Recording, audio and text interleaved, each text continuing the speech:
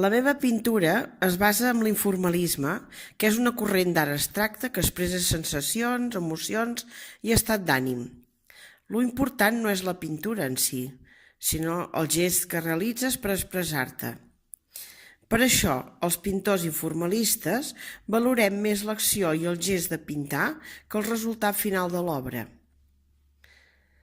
A les meves obres veureu que l'expressivitat pren una gran importància. No hi ha formes sinó colors que són guiats per la improvisació i la investigació. Tenen també molta rellevància els procediments tècnics i materials utilitzats de cada obra.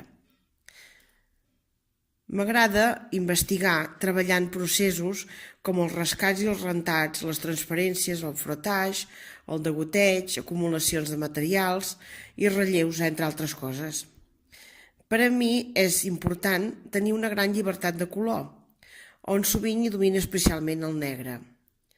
M'agrada plasmar la meva obra en grans formats, perquè com més gran és el format, més lliure em sento. Els materials i el gest de cada quadre ocupen el rol principal de la meva pintura.